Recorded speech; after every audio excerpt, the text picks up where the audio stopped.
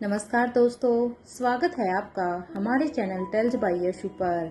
यहाँ पर आपको मिलेंगी अनोखी और रोचक कहानियाँ। अगर आपको हमारी कहानियाँ पसंद आती हैं तो कृपया करके हमारी वीडियो को लाइक करें, इसको अपने दोस्तों के साथ शेयर करें और अगर आप इस चैनल पर नए हैं तो कृपया करके सब्सक्राइब करें। आपका हमारे चैनल पर विजिट करने के लिए बहुत बहुत धन्यवाद। चलिए आज की कहानी का सफर शुरू करते हैं। पिछले एपिसोड में हम सब ने सुना था कि यहाँ पर अवंतिका यानी कि अनिका अभी सुबह सुबह उठकर किचन में काम कर रही थी। यहाँ पर खाने की बहुत अच्छी ही महक आ रही थी, जिससे कि लीलाब उन्हें देखकर कहती है आप ये सब भी करना जानती है। तो अब यहाँ पर अनिका भी एक सर्वेंट से कहती है ये सब कुछ मैंने बना दिया है, आप इसे बाउल में ट्रांसफर करके डाइनिंग टेबल पर ले आइए।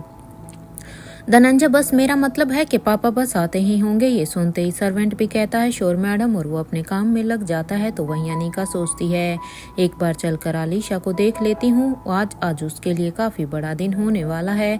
उम्मीद करती हूँ कि सब कुछ अच्छा ही हो। यही सोचकर अनिका अपने रूम की तरफ जाने ही वाली थी कि उसके तभी उन्हें सामने से आ रही सुहासिनी मारवा दिखाई देती है। सुहासिनी मारवा जैसे ही अब यहाँ पर अनिका के सामने आती है तो उन्हें देखकर अब अनिका एज ए फॉर्मेलिटी उन्हें गुड मॉर्निंग दादी माँ कहती है। अनिका के मुंह से ये सुनते ही अब सुहासिनी मारवा कहती है गुड मॉर्निंग अनिका, वैसे आज तुम्हें कहीं जाना तो नहीं है ना। सुहासिनी की इस बात पर अब अनिका कहती है आपको तो पता ही है ना दादी माँ, मुझे स्पेशल डिपार्टमेंट के हेडक्वार्टर में जाना है, मेरा वहाँ पर जाना बहुत ही जरूरी है। ये सुनते ही अब सुहासिनी मारवा कहती है ठीक है, लेकिन देखो मैं तुम्हें वहाँ जाने से नहीं रोक रही हूँ, लेकिन हाँ कोशिश करना कि आज थोड़ा लेट जाना। वो याद है ना कि मैं बीती रात कहा था ना कि यहाँ पर वार्डरोब डिजाइनर आ रहे हैं, तो तुम अपना मेजरमेंट दे देना, उसके बाद तुम और भूमिका अपने स्पेशल डिपार्टमेंट चले जाना। सुहासिनी मारवा की ये बात सुनते ही अनिका कहती है ठीक है, जैसे आपकी मर्जी दादी माँ, और ये कहते हुए ही वो अपने रूम की तरफ जाने लगती है।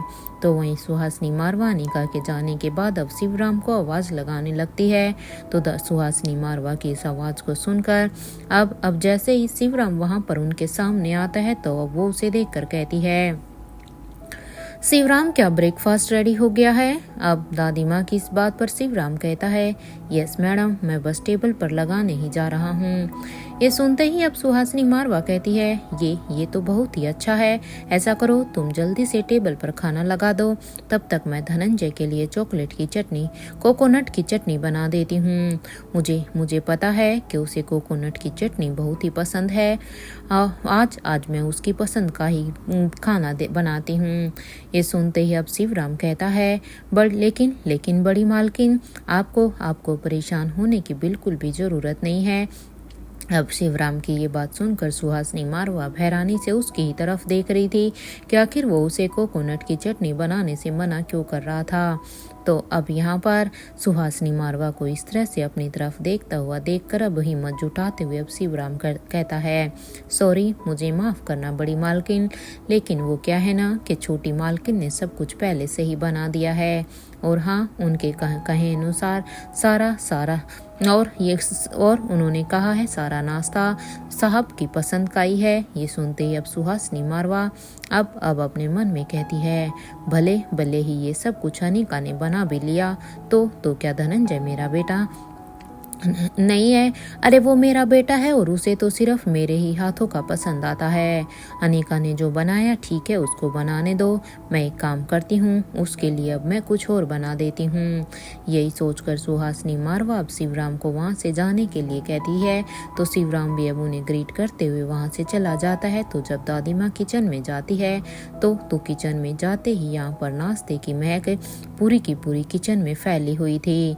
नाश्ते की महक से तो अब उनके चेहरे पर एक स्माइल आ जाती है और अब उस महक को सूंघने के बाद कहती है क्या बात है, ये लड़की तो सच में बहुत ही अच्छा खाना बनाना सीख गई है। जरा चेक तो करूं, क्योंकि देखो इसकी खुशबू तो इतनी अच्छी आती है, लेकिन क्या टेस्ट भी इतना ही अच्छा होगा। सिर्फ धनंजय की पसंद का बनाया है इसने, या फिर रोहित की पसंद का भी बनाया है। ये सोचकर अब सुहासिनी मारवा यहाँ पर हर एक बाउल से ढक्कन को हटाती है और वो देखती है। जैसे जैसे सुहासिनी मारवा यहाँ पर हर एक डिशेज के ढक्कन को खोल कर देख रही थी, तो उसकी हैरानी बढ़ती ही जा रही थी। और अब वो सबको देखने के बाद कहती है, इतना सब कुछ अनिका गुलेरिया ने बनाया है? नहीं, ऐसा नहीं हो सकता। मुझे तो यकीन ही नहीं हो रहा है कि ये लड़की ये काम भी कर सकती है। यही सोचकर अब वो किचन से बाहर आ जाती है। तो वहीं दूसरी तरफ अपने रूम में रोहित अभी रेडी हो रहा था कि तभी रोहित का फोन अब बजने लगता है। इधर रोहित जैसे ही अब अपने फोन की स्क्रीन की तरफ देखता है, तो यहाँ पर ये उसे एक इंटरनेट कॉल आ रहा था। इंटरनेट कॉल को देखकर अब रोहित अपने मन में सोचता है, ये कौन हो सकता है? माँ, अनिका या फिर रिया, क्योंकि ये अभी यहाँ पर नहीं है, तो इन तीनों में से ही शायद कोई होगा। रोहित यही सोचकर अभी अपनी सोच में ही था कि तभी वो फोन अभी यहाँ पर डिस्कनेक्ट हो जाता है। अब फ़ोन के डिस्कनेक्ट होने के बाद रोहित अपने ही सोच में था कि तभी एक बार फिर से अब उसका फ़ोन बजने लगता है और वो अब अपने फ़ोन को उठाते हुए ही कहता है, हेलो, कौन? रोहित ने यहाँ पर जैसे ही ये कहा तो इस बात पर रोहित को सामने से आवाज़ आती है, एनी तो नेत्रा के साथ है, तो अब आपको कौन मिल गया है जिसे आपने अनिका बना दिया है मिस्टर मारवा? और हाँ मिस्टर मारवा, देखो झूठ बोलने की तो सोचना भी मत। श्वेता ने अपने फ़ोन पर स्टेटस लगाया हुआ है, तो अब आप मुझे बताएंगे या फिर मैं खुद ही मारवा हाउस आ जाऊं? क्योंकि उस स्टेटस में देखने के बाद तो साफ पता चल रहा है कि आप अनिका यानी मेरे साथ मल्होत्रा हाउस में डिनर पर गए थे। तो अब मेरी जगह वो कौन है? मुझे सच ये बताओ। अनिका की ये बात सुनते ही रोहित कहता है, नहीं अनिका, तुम देखो यहाँ पर मत आना। मैं तुमसे रिक्वेस्ट कर रहा हूँ, प्लीज बिल्कुल भी तुम यहाँ पर मत आना। तुम्हारा यहाँ पर आना बिल्कुल भी सेफ नहीं है।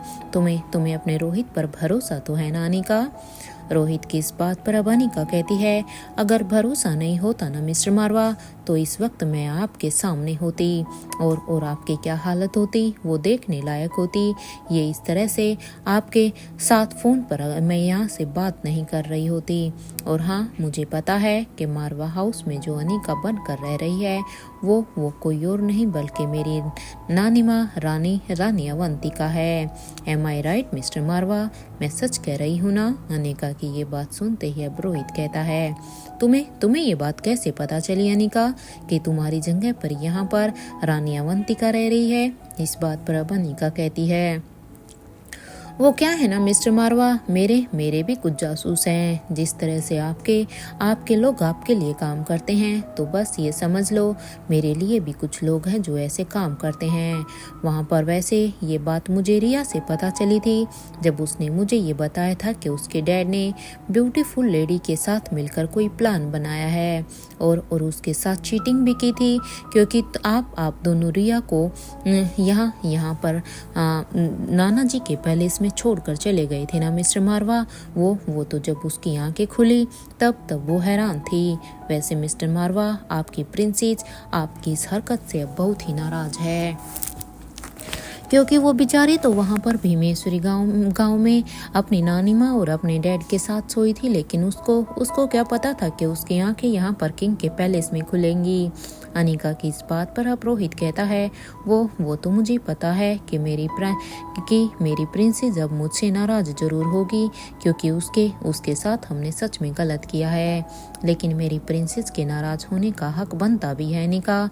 ये सुनते ही अब अनिका कहती है, अच्छा तो फिर तो आपकी क्वीन भी आपसे नाराज है मिस्टर मारवा? इस बात पर अब रोहित कहता है, भला ऐसा क्यों? और अगर मेरी क्वीन मुझसे नाराज है तो वो मुझसे कैसे मानेगी? रोहित की इस बात पर अब अनिका कहती है, ज़्यादा कुछ नहीं मिस्टर मारवा, आपको सिर्फ पेरिस मैनेजमेंट कॉलेज में मेरी फिर से एंट्री करवानी होगी एज ए प्रोफेसर, क्योंकि मुझे फिर से इस कॉलेज में जाना है। और हाँ मिस्टर मारवा, आपके पास समय बिल्कुल भी नहीं है। जितनी जल्दी हो सके उतनी जल्दी। आज आज आज आप समझ रहे हैं ना, इस बात पर अब रोहित कहता है। लेकिन अनिका, ये तो बताओ कि ऐसा क्यों? और तुम अब उस कॉलेज में क्यों जाना चाहती हो? अब उस कॉलेज में ऐसा क्या है? क्योंकि लास्ट टाइम तो हमारा काम वहाँ पर पूरा हो गया था ना। रोहित की इस बात पर अब अनिका कहती है, वो मैं आपको बाद में बता दूंगी मिस्टर मारवा, अभी के लिए आपको मेरा ये काम करना ही होगा। और हाँ, आर्या मूर्ति का रिकमेंडेशन करवाना है। इस बात पर अब रोहित कहता है, मुझे तुम्हारी हर एक बात मंजूर है अनिका, लेकिन मेरी भी एक शर्त है। रोहित की इस बात को सुनकर दूसरी तरफ अनिका कुछ पल के लिए हैरान हो जाती है कि आखिर अब रोहित उसके सामने कौन सी शर्त रखेगा। लेकिन अब वो यहाँ पर अपनी हैरानी को दूर करते हुए कहती है, शर्त? कैसी शर्त मिस्टर मारवा? अनिका की इस बात का जवाब देते हुए अब रोहित कहता है, तुम्हें अपने साथ चिराग और अब्दुल को भी वहाँ पर लेकर जाना होगा। देखो अनिका, अगर तुम वहाँ पर जाना चाहती हो तो मैं तुम्हें रोकूंगा नहीं, लेकिन तुम वहाँ पर अकेली बिल्कुल भी नहीं जाओगी। मुझे नहीं पता तुम वहाँ पर क्यों जा रही हो, लेकिन अगर तुम वहाँ पर जा रही हो, जरूर वहाँ पर कुछ न कुछ तो सस्पिशियस होगा ही, इसलिए ये दोनों तुम्हारे साथ जाएंगे। रोहित की ये बात सुनते ही अब अनिका कहती है, आपको मेरी एबिलिटी पर कोई शक है क्या मिस्टर मारवा? क्या मैं खुद को बचा नहीं पाऊंगी? क्या आप ये सोचते हैं? अनिका की ये बात सुनते ही अब रोहित कहता है, नहीं अनिका, ऐसा नहीं है। मुझे ना अनिका की एबिलिटी पर किसी भी तरह का शक है और ना ही ब्लैक कैट की एबिलिटी पर मुझे इन दोनों की ही एबिलिटी पर कोई भी डाउट नहीं है। और मुझे ये भी पता है कि तुम ये कर सकती हो। लेकिन अनिका, प्लीज मेरी तसल्ली के लिए तुम उन दोनों के साथ जाओगी, ताकि मैं यहाँ पर निश्चित रह सकूं। अब रोहित की ये बात सुनते ही अनिका कहती है, ओके मिस्टर मारवा, आप उन दोनों से कह दीजिएगा। और हाँ, मैं अभी माँ के पैलेस में ही रहूंगी, तो आप उन दोनों को भी वहीं भेज दीजिएगा। और हाँ मिस्टर मारवा, मुझे आलिशा के बारे में पता चला है और मैंने यहाँ पर वो न्यूज़ भी सुनी थी। And my dear husband, I am so proud of you. Anika की इस बात पर रोहित कहता है, थैंक यू अनिका। वैसे अनिका, अगर तुम पेरिस में ही रहने वाली हो तो एक बार आकाश से प्लीज़ ज़रूर मिल लेना। ही नीड्स यू, क्योंकि वो यहाँ पर बार बार आने की जिद कर रहा है। आई होप कि अगर तुम उससे मिलोगी तो शायद उसे अच्छा लगेगा। वैसे अनिका, मुझे तुमसे पूछना था कि तुमने उसे कहाँ पर रखा हुआ है। उम्मीद करता हूँ कि तुम समझ रही हो। वी नीड टू प्रोटेक्ट आकाश। देखो अनिका, मैं आलिशा के मैटर में थोड़ी लिबर्टी ले सकता हूँ, लेकिन आकाश में नहीं। अब रोहित की इस बात पर अनिका कहती है, मिस्टर मारवा, मैं आपकी पत्नी हूँ, आपके बिना कहे भी आपकी प्लानिंग को समझ गई हूँ। और हाँ, अगर आपको उससे मिलना है तो उसके पास आपको प्रीति ही लेकर जा सकती है। मिस्टर मारवा, आप ध्यान से उससे बात कीजिएगा। ये सुनते ही अब रोहित कहता है, तुम चिंता मत करो, मैं देखता हूँ और हाँ, तुम्हारा काम हो जाएगा। इसके अलावा कुछ और मेरी क्वीन? क्या मेरी क्वीन को कोई और काम भी कराना है? रोहित की इस बात पर अब अनिका कहती है, बहुत कुछ मिस्टर मारवा। आप सबके साथ साथ खुद को भी प्रोटेक्ट कीजिए। और हाँ, जल्दी से हम तीनों को रिकमेंड कीजिए। इस बात पर अब रोहित कहता है, पक्का तुम समझो तुम्हारा काम हो गया है। और हाँ अनिका, प्लीज अकेले कहीं भी मत जाना, इट्स अ रिक्वेस्ट। रोहित की ये बात सुनते ही अनिका कहती है, मिस्टर मारवा, आपकी अनिका एक गलती को बार बार नहीं करेगी।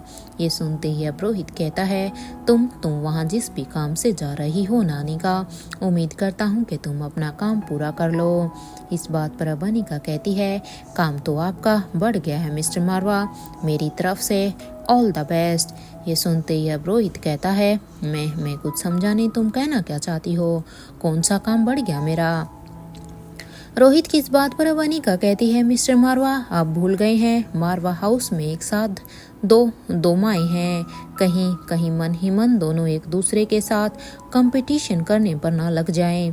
पापा के लिए, क्योंकि एक तरफ दादी माँ है जो पापा के लिए अपना अलग से प्यार दिखाएंगी, तो अब दूसरी तरफ मारवा हाउस में अभी नानी माँ भी हैं जो पापा के लिए अपना अलग से प्यार दिखाएंगी। तो बस अब आपको इन दोनों को हैंडल करना है।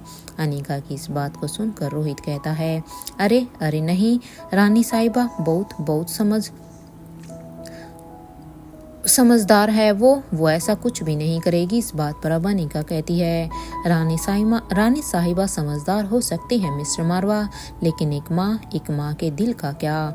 Mister Marwah, so all the best. अब मैं भी देखती हूँ कि आप इन चीज़ों को कैसे हैंडल कर पाते हैं। और ये कहते हुए अनिका अब अपने फ़ोन को डिस्कनेक्ट कर देती है।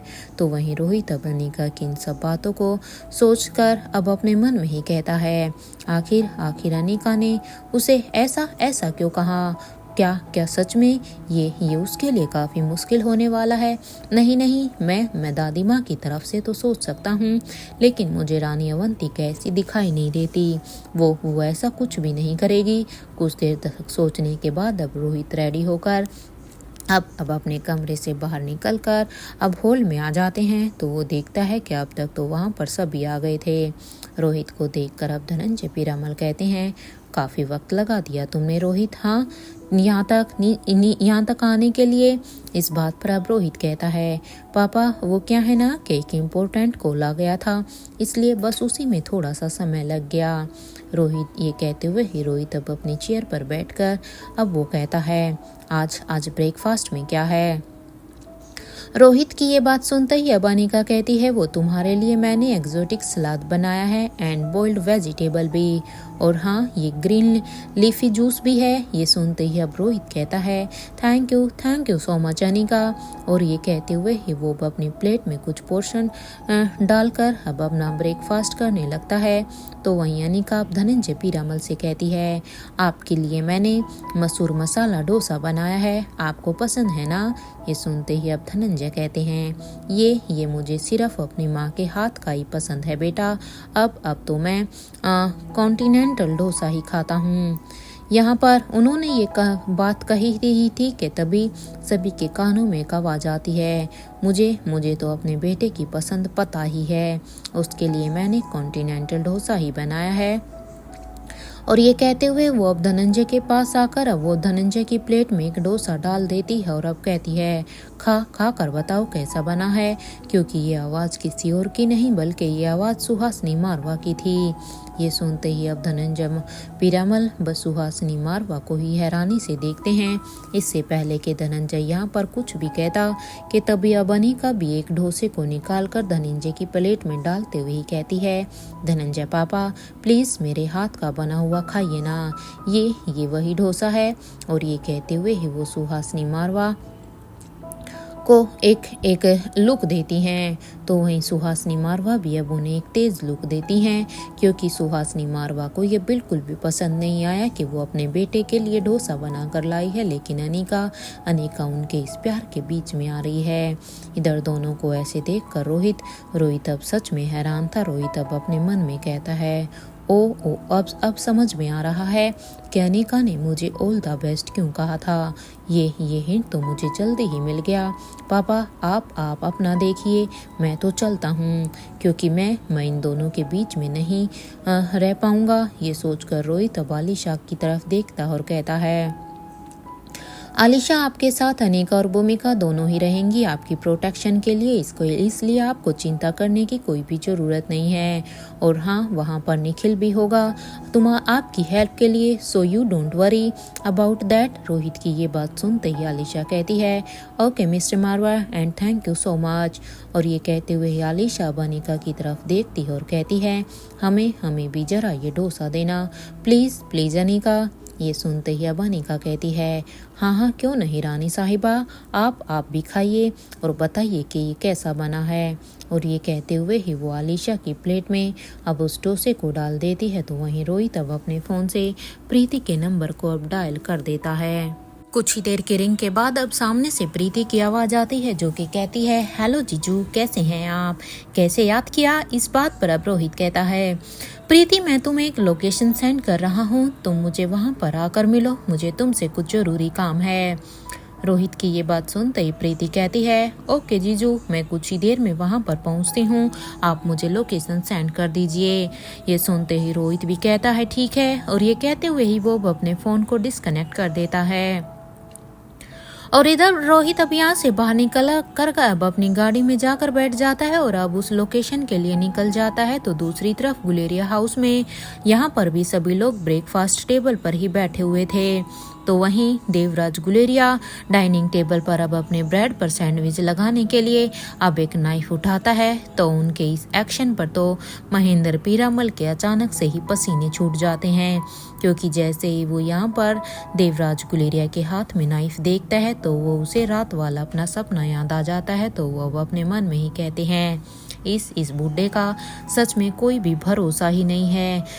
मुझे धनंजय भाई के साथ मारवा हाउस ही चले जाना चाहिए था। ये मेरा सच में कितना गलत डिसीजन था कि मैं यहाँ पर राजीव के साथ गुलेरिया हाउस में आ गया, ये जानते हुए कि भी ये बूढ़ा मुझे यहीं पर ही मिलेगा। लेकिन एक सेकेंड, वहाँ पर जाकर भी मैं कौन सा खुश होता। अरे यहाँ पर अगर ये एक देवराज गुलेरिया एक बुड्ढा है तो वहाँ दूसरा बुड्ढा वो धर्मराज मारवा भी तो है। अब तो दोनों ही घर मेरे लिए बिल्कुल भी सुरक्षित नहीं है। मुझे तो समझ में ही नहीं आ रहा है कि ये करण और राजीव यहाँ पर इतने नॉर्मल कैसे हैं, जबकि उन्हें पता है कि ये उनके दुश्मन हैं, फिर भी ये कैसे नॉर्मल बिहेव कर रहे हैं। मुझे तो अब डर लग रहा है, पता नहीं कब ये बुढ़ा सठिया जाए और हम सभी का काम तमाम हो जाए, हमारा राम नाम सत्य हो जाए। या महेंद्र पीरामल अभी अपनी सोच में ही थे कि तभी अब सिद्धार्थ उनसे कहता है, अंकल आप कुछ खा क्यों नहीं रहे हैं, क्या हुआ है आपको? अगर आपको कुछ और चाहिए जो आपकी पसंद का, अगर यहाँ पर कुछ नहीं हो तो आप हमें बता सकते हैं। वो क्या है ना कि आपकी पसंद का शारदा आंटी आपके लिए बना देगी। अब सिद्धार्थ की ये बात सुनते ही अब महेंद्र पीरामल अब अपनी सोच से बाहर आते हैं और वो अब कहते हैं, नहीं मैं खा रहा हूँ बेटा, मुझे कुछ और नहीं चाहिए। और ये कहते हुए ही वो अब अपने बाउल में वो अब अपना ब्रेकफास्ट करने लगते हैं। तो वहीं राजीव गुलेरिया को आज बहुत ही यॉर्निंग यानी कि उन्हें बहुत ही जमाइया आ रही थी। वो खाना खाते टाइम भी आज उनका बार मुंह खुल रहा था। अब उसे ऐसे देखकर अब यहाँ पर करण कहते हैं, तो तू ठीक तो है ना राजीव? हाँ, तुझे क्या हो गया है? क्या तू रात में ढंग से सोया नहीं था क्या तुम्हारी नींद पूरी नहीं हुई जो तुम बार ये जमाइया ले रहे हो? ये सुनते ही अब राजीव महेंद्र को घूरने लगता है और अब महेंद्र को घूरते हुए ही कहता है, नहीं करण, वो रूम में एक चूहा घुस गया था ना, तो बस उसने रात भर मुझे परेशान करके रखा हुआ था। बस इसी वजह से मेरी नींद पूरी नहीं हो पाई और उसकी वजह से आज ये हालत हो रही है। ये सुनते ही अब देवराज गुलेरिया कहते हैं, सुना है फ्रांस की रानी यहाँ पर इंडिया आ गई है। वैसे मैं अपने दोनों ही लायक बेटों से एक बात कह दूं कि रानी साहिबा गुलेरिया हाउस की बेटी है, उन्हें यहाँ पर होना चाहिए था, ना कि मारवा हाउस में। अरे तुम दोनों लायक बनते हो ना, तो वो मारवा हाउस में क्या कर रही है, क्योंकि वो हमारी बेटी है। वैसे तुम दोनों अनिका और आलिशा को आज लंच पर क्यों नहीं बुलाते हो यहाँ पर? मुझे पूरा यकीन है कि वो दोनों यहाँ पर जरूर आएगी, स्पेशली अनिका। और हाँ, अनिका के साथ रोहित मारवा को जरूर बुलाना। अरे भाई, जिस लड़के ने मेरे इतने सालों के एक्सपीरियंस पर पानी फेर दिया, उसे तो मैं पर्सनली मिलना चाहता हूँ। इस घर का दामाद काफी टैलेंटेड है, मानना पड़ेगा। अब मेरी बात तुम सभी ध्यान से सुनो। रोहित मारवा को अनिका के लिए खुद अनिका ने चुना या करण ने, मुझे इस मैटर में बिल्कुल भी नहीं पड़ना है, क्योंकि मुझे इस चीज़ से कोई भी लेना देना नहीं है, क्योंकि वो चॉइस चाहे किसी की भी हो, लेकिन हाँ, लड़का बेस्ट है। क्योंकि मेरा हमेशा से ही सपना रहा था कि Guleria group of company number 1 की ही पोजीशन पर रहे, लेकिन रोहित मारवा जब से मारवा ग्रुप ऑफ कंपनी को संभाल रहा है तब से उसने हमें एक टफ कंपटीशन दिया है। इसलिए लड़के में कुछ बात तो है, इसलिए तो उसके हाथों मिली हार से भी मुझे ज़्यादा कोई फर्क नहीं पड़ता है, क्योंकि ये तो घर की बात है। क्यों करण, मैंने कुछ गलत कहा क्या? अब इनकी बातों को सुनकर अब यहाँ पर महेंद्र पीरामल अब अपने मन में ही कहते हैं, हे भगवान, ये कैसा आदमी है? ये सच बोल रहा है। बुड्ढे सुधर जा, वरना तुझे तो नरक में भी जगह नहीं मिलेगी। मुझे मेरी माँ ने बताया था, ये बुड्ढा तो किसी का भी सगा नहीं है। अरे जिस बुड्ढे ने खुद की बीवी को ही जान से मार दिया, वो किसी और का क्या होगा? सच कहूँ तो मन तो कर रहा है कि इस बुड्ढे के ऊपर पूरा खंजर ही घुसा दूं, लेकिन क्या फायदा? अरे जो खुद किंग के चंगुल से निकलकर आ गया वो भी जिंदा, तो इसका क्या भरोसा है? ये मुझे मार दे। नहीं, मैं एटलीस्ट इसके हाथों से तो नहीं मरूंगा।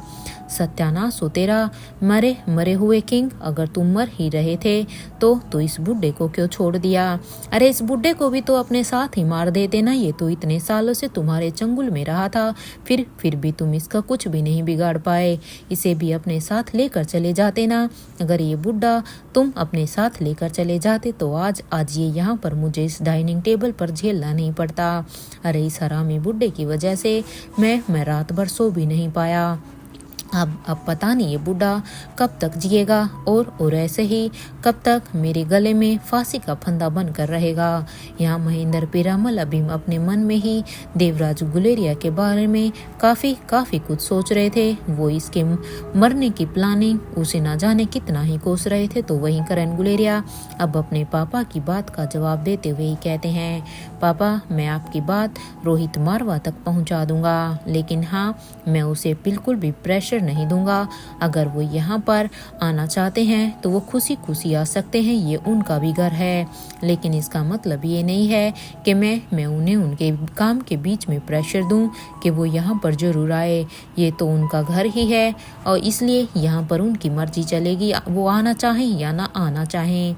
ये सुनते ही देवराज गुलेरिया कहते हैं, बस एक बार आलिशा और अनिका यहाँ पर आ जाएं, उसके बाद तो उन दोनों को ऐसे गायब करूँगा जैसे गधे के सर से सींग होते हैं। बस मुझे एक मौका मिल जाए, मैं बस उसी एक मौके की तलाश में हूँ। यहाँ पर देवराज गुलेरिया इधर अपनी ही सोच में थे कि तभी उनके कानों में अब ओमकार की आवाज़ आती है। अब ओमकार कहता है, करण अंकल, वो मैं सोच रहा था कि मैं प्रीति सनी मुक्ता हम चारों मुंबई जाने का प्लान कर रहे हैं। वो प्री वेडिंग शूट के लिए काश भैया और श्रेया भाभी भी यहाँ पर होते तो सच में कितना अच्छा होता। हमारी ये शादी सच में यादगार हो जाती, क्योंकि उनके बिना कुछ भी करने का मन होता ही नहीं है। यहाँ पर हमारी शादी है और वो लोग अभी तक नहीं आए हैं।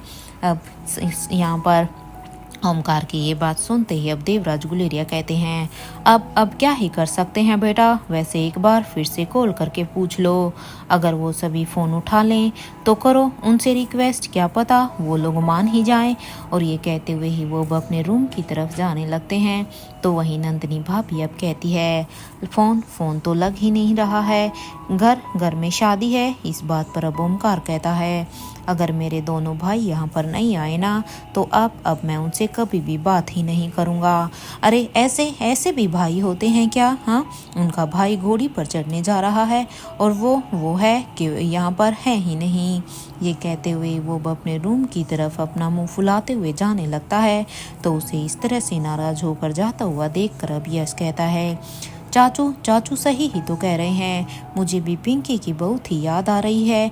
अरे देखो ना, कितना समय हो गया है पिंकी को यहाँ से गए हुए, पता नहीं वो कब वापस आएगी।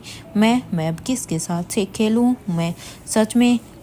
मैं तो अब यहाँ पर अकेला ही पड़ गया हूँ।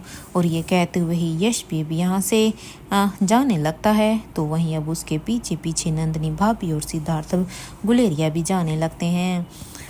सभी को इस तरह से जाते हुए देखकर अब महेंद्र पीरामल कहते हैं, मैं कुछ कहूँ। ये सुनते ही अब राजीव कहता है, हाँ हाँ बोलो, तुम क्या कहना चाहते हो।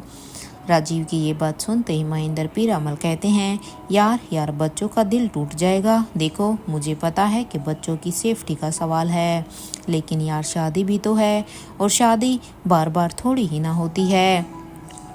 अरे देखो ये गलत भी तो नहीं कह रहे हैं, क्योंकि इनके ये अब ओमकार की तरफ से ही देखो, क्योंकि मयूर और आकाश ये दोनों उसके भाई हैं, तो उसकी कमी तो उसे खलेगी ही ना।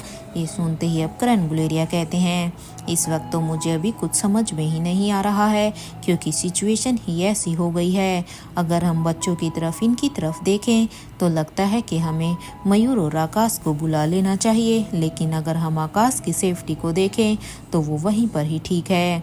ये कहते हुए ही जब वो यहाँ पर टाइम देखते हैं तो वो अपनी वॉच की तरफ देखकर कहते हैं, क्या क्या करें, क्या स्पेशल डिपार्टमेंट चलें।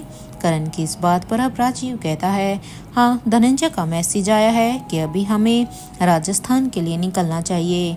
देखो यार आलिशा इंटरोगेशन में अच्छे से ही जवाब देगी, ये तो मुझे पहले से ही पता है, और वैसे भी महेंद्र ने उसे अच्छी तरह से समझा दिया था कि उसे वहाँ पर क्या जवाब देने हैं और क्या नहीं। मेरे ख्याल से अब हमें यहाँ से निकलना चाहिए। राजीव की ये बात सुनते ही महेंद्र कहता है, हाँ बात तो सही है, और वैसे भी ये घर नहीं मौत का कुआं है, क्योंकि महेंद्र तो बस यहाँ पर देवराज गुलेरिया को देखकर ही काफ़ी डरा हुआ था। इसलिए अब वो कहता है, जल्दी चलो यहाँ से, वरना मुझे यहीं पर ही हार्ट अटैक आने वाला है। इधर ये सुनते ही राजीव कहता है, तू चल, तुझे तो मैं रास्ते में बताता हूँ। तूने सच में ना महेंद्र मेरा जीना हराम किया हुआ है। पहले तो दिन में करता था, और अब तो रात को भी करता है। अब चल जल्दी से।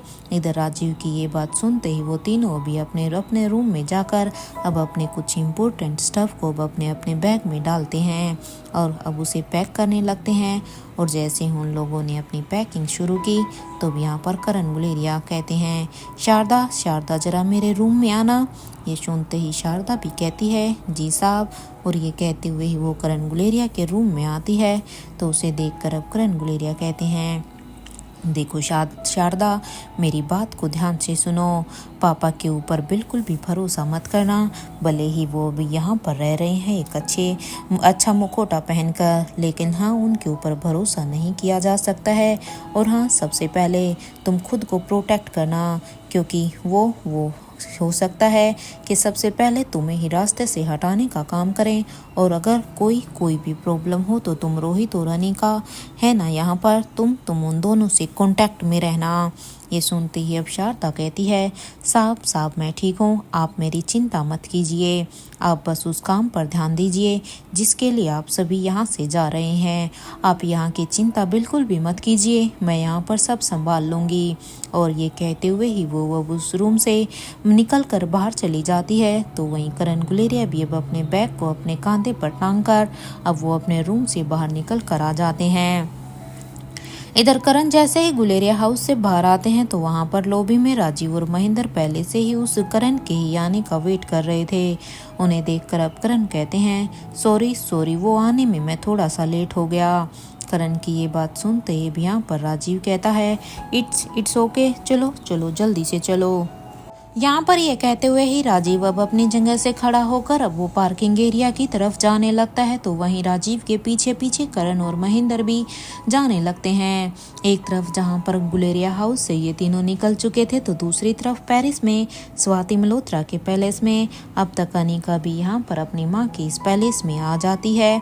और वो जैसे ही अब यहाँ पर बाहर आती है तो वो देखती है कि वहाँ पर पैलेस तो है ही नहीं, वो एक जंगल है। अनिका बड़े ही ध्यान से बस उस जंगल को ही देखती है, क्योंकि अनिका ने सोचा था कि वो जब तक यहाँ पर अपने इस काम को कर रही है तब तक वो अपनी माँ के पैलेस में रहेंगी, लेकिन इस जगह पर आने के बाद उसे पैलेस दिखाई ही नहीं देता। तभी अब वहाँ पर ये सब देखकर अनिका बहुत ही हैरान होती है कि यहाँ पर तो उसकी माँ का पैलेस होता था, लेकिन अब वो कहाँ चला गया।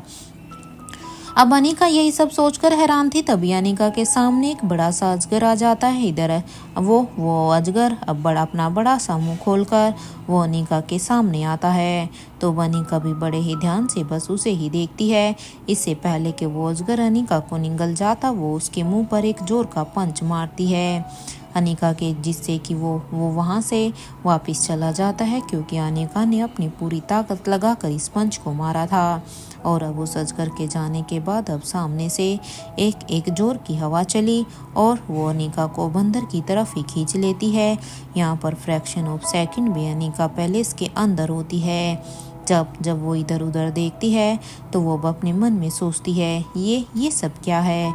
मेरी माँ भी ना कुछ करती ही रहती है। अब मुझे कैसे पता चलेगा कि मेरा रूम कौन सा है और यहाँ पर कोई है भी या नहीं। अनिका इधर ये सब सोचकर अपनी ही सोच में थी, क्योंकि उसे कुछ भी समझ में नहीं आ रहा था कि तभी उसके कानों में अब कुछ आवाजें आती हैं।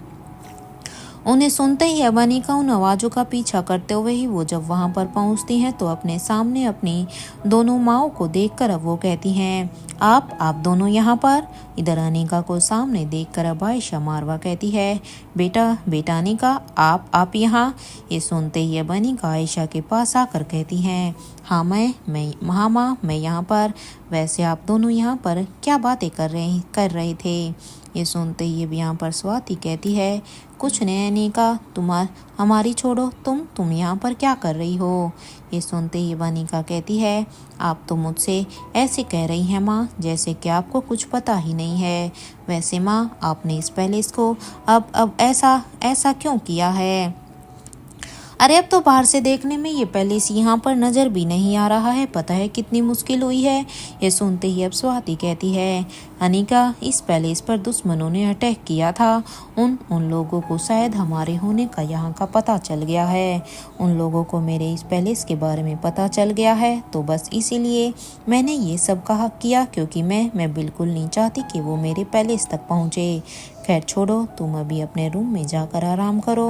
अपनी माँ की ये बात सुनते ही अनिका कहती है, जी माँ, मैं बस अभी फ्रेश होकर आती हूँ। और ये कहते हुए अनिका अब अपने रूम की तरफ जाने लगती है। तो वहीं स्वाति मल्होत्रा अब अनिका के जाने के बाद अब यहाँ पर आयशा मारवा से कहती है, मुझे जाना होगा आयशा। पता नहीं क्यों मुझे ऐसा लग रहा कि कुछ ना कुछ तो जरूर गलत होने वाला है। ये सुनते ही आयशा कहती है, तुम कहाँ जा रही हो स्वाति। इस बात पर अब स्वाति कहती है, हाँ आयशा, मुझे वहाँ पर जाना ही होगा। ये कहते हुए ही स्वाति अब अपने ही सोच में थी कि तभी उन्हें लगता है कि कोई उनके रूम की बालकनी में आया है। इसलिए वो अपने रूम में जल्दी से जाती है और अब अपने रूम की बालकनी की रेलिंग पर जब वो पहुँचती है तो वहाँ पर उसका अंदाज़ा बिल्कुल सही निकला, क्योंकि वहाँ पर उसकी बालकनी में उनका वो गरुड़ आकर बैठा हुआ था। वो अब जैसे ही स्वाति अब अपने गरुड़ को वहाँ पर देखती है तो वो अब उसके पास जाती है और अब उस गरुड़ के साथ आई कांटेक्ट करने लगती है। और जब वो उस गरुड़ से आई कांटेक्ट करती है तो जो इन्फॉर्मेशन यहाँ पर उनका वो गरुड़ लेकर आया था, तो वो अब उससे सारी की सारी इन्फॉर्मेशन जब स्वाति को मिलती है तो उसे सुनकर तो उसके चेहरे के एक्सप्रेशन ही बदल जाते हैं। और अब वो कहती है, हमें जो ट्रैप आकाश और आलिशा के लिए लग रहा था, असल में तो वो ट्रैप राजीव और महेंद्र के लिए था। ओह गॉड, अब क्या होगा। तुम एक काम करो, जल्दी से धनंजय भाई के पास जाओ और उन सभी को पहले से ही अलर्ट कर दो। और हाँ, एक बात, तुम ब्लैक पैलेस तक क्यों नहीं जा पाते हो। आखिर वहाँ पर ऐसा क्या है। अरे मैंने तुम्हें न जाने कितनी ही बार वहाँ पर भेजा है, लेकिन तुम वहाँ तक पहुँच ही नहीं रहे हो। अब यहाँ पर स्वाति मल्होत्रा की इस बात पर अब वो गरुड़ अपने पलकों को नीचे कर लेता है, मानो वो अपने इस काम पर बहुत ही शर्मिंदा हो। इधर उसे ऐसी पलकों को नीचे झपकाया हुआ देखकर अब स्वाति कहती है, ठीक है, अभी तुम यहाँ से जाओ और हाँ, भाई को सारा सच बता दो, इससे पहले कि वो लोग वहाँ तक पहुँच जाएं। ये सुनते ही वो गरुड़ भी यहाँ पर हाँ में अपने सिर को हिलाता है और उड़ान भरने लगता है। तो वहीं स्वाति मल्होत्रा अब अपने कबर्ड से अपने कपड़ों को निकाल कर वो चेंज करने के लिए चली जाती है। तो वहीं अपने रूम में रखे कंप्यूटर पर अब वो उसे वीडियो की लोकेशन को अब ट्रेस करने की कोशिश करने लगती है। वो बार बार अब यहाँ पर मोनिशा की भेजी हुई वीडियो को ही देख रही थी।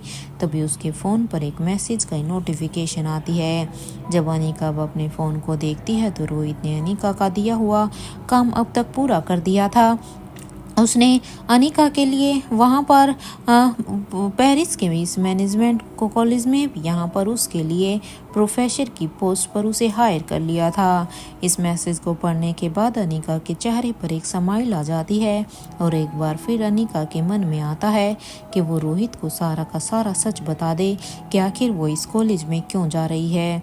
लेकिन उसे पता था कि मिस्टर मारवा ऑलरेडी बहुत सारी सिचुएशन को हैंडल कर रहे हैं और अगर उसने ये बताया तो वो उसकी भी चिंता करेंगे और ये काम अनिका इसलिए खुद ही करना चाहती थी।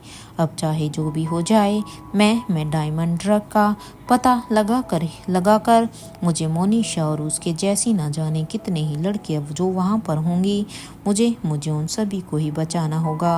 एक बार बस मेरा काम पूरा हो जाए उसके बाद ही मैं मिस्टर मारवा को सब कुछ बता दूंगी, क्योंकि अगर मैंने पहले ही मिस्टर मारवा को ये सब कुछ बताया तो जो काम वो भी अपना कर रहे हैं वो शायद उस काम के साथ वो यहाँ पर मेरी भी चिंता करेंगे और इस काम में भी मेरी हेल्प करने की कोशिश करेंगे। नहीं, मैं मिस्टर मारवा को उसके काम से डिस्ट्रैक्ट नहीं कर सकती। अब बस इस काम को मुझे पूरी तरह से निपटा कर ही अब उन्हें सब कुछ सच बताना होगा।